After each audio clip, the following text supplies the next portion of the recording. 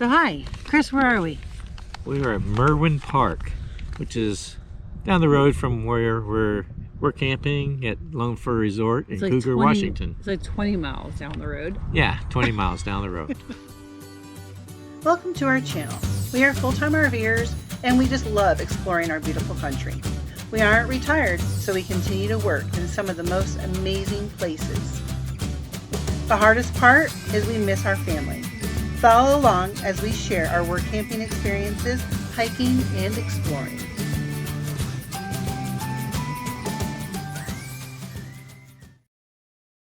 It was a nice park. It is a nice park. We were really surprised at how pretty it is, and there's like hardly anybody here. Yeah. And look at this beautiful view behind us. This is just gorgeous. Mm-hmm. Anyway, so today we wanted to take a few minutes and talk about work camper courtesy. Is that what you call it? Yeah, I think so. Etiquette, courtesy, responsibilities. You know, we're finishing up our job here at Cougar, Washington at Lone Fir Resort. And we're going to be doing a video on that pretty soon of our review about that place. But in the meantime, we've been thinking about this video for a while. Well, and I think what prompted it is, of course, when we were here, every job that we've been to so far, we've always had people leave. Yeah. And in this job, there was a couple that left. They crossed our mind too. Yeah, it did. But in the beginning. Yeah, because it was tough, this job at first, but we got used to it. Anyway, that's another story. We'll tell you about that later. Yeah. But we had a couple that just all of a sudden, one morning, brought their shirts to the owner and left, like within 5 minutes. So they just decided they didn't want to be there anymore. And, you know, it leaves everybody in a tough spot because you're short now. All of a sudden, you're short 2 people. Yeah, and especially when you're at a place that only hires just a few work campers. Right, and then another couple, they did have a family emergency, so they had to leave. That's understandable. Right. Yeah, that's acceptable. Yeah. But just leaving because, oh, I don't like this job. You know, you signed up for it, so you really need to think long and hard about a job before you actually accept it. Yeah, number one, make sure you can physically do the job before you accept it. That's a big part of it. Most jobs you're gonna have to stand for 8 hours a day, or you're gonna have to put in some work. So think about that. Can you physically do the job? And are the job responsibilities something that you think you can manage? And we want to just make kind of a disclaimer. These are our thoughts. These are our opinions. Right. And this is about work camper courtesies, not the employer courtesies. Right. We know that's a different whole thing, and we're not talking about that today. Okay, we're talking about us, what our responsibility is as a work camper. And this is what our thoughts on it are. So you really need to think about the job, and don't accept a job if you don't think that's going to be the job for you. Don't go there with false expectations.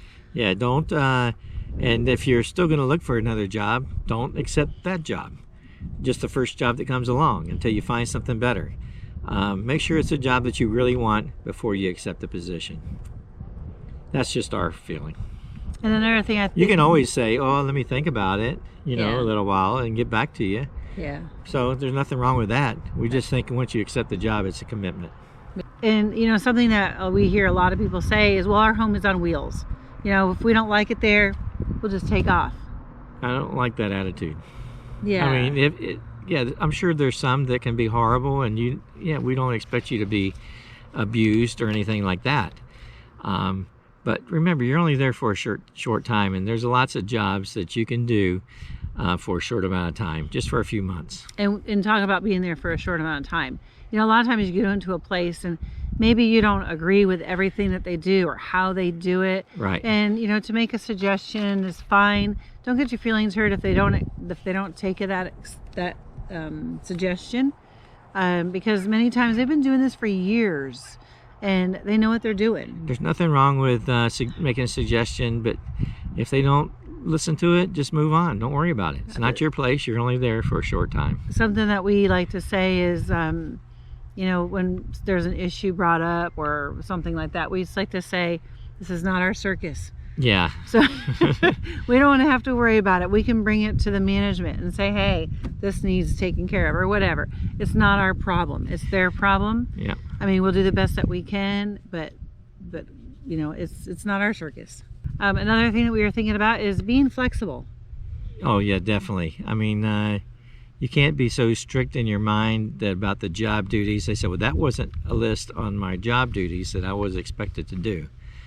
Well, within reason, I mean, especially if you have other work campers leave, you might have to step up and do something that you didn't originally plan to do. Like I said, within reason.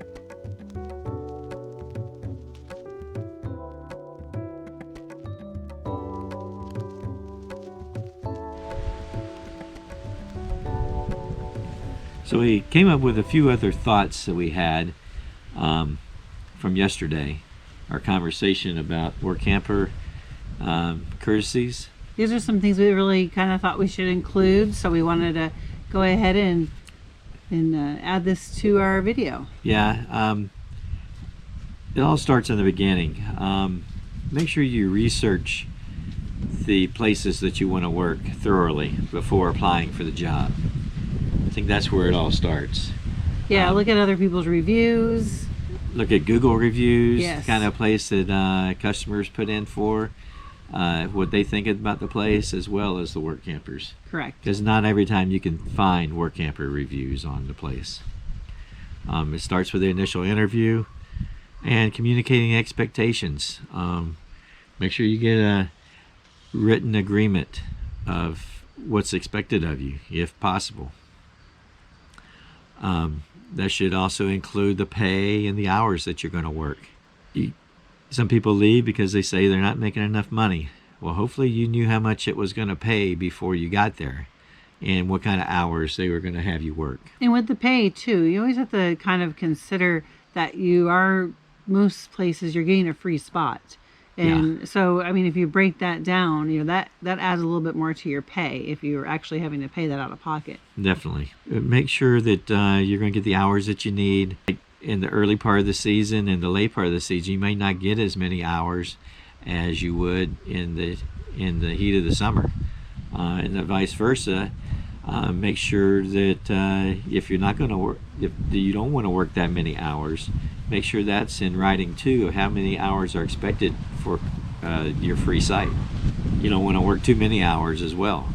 So make sure they're not going to dump, if they expect 10 hours a piece or 20 hours for your site, that they're not working 40 unless you really want to.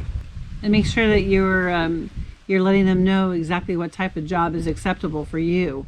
Like myself, I won't say I refuse to do it, but I don't care to do housekeeping. And I am very clear on that. I usually let them know housekeeping is not my thing. Cleaning restrooms and that kind of stuff. You know, if that's not a job that you're willing to do, then don't accept that position, because that's what you're going to do.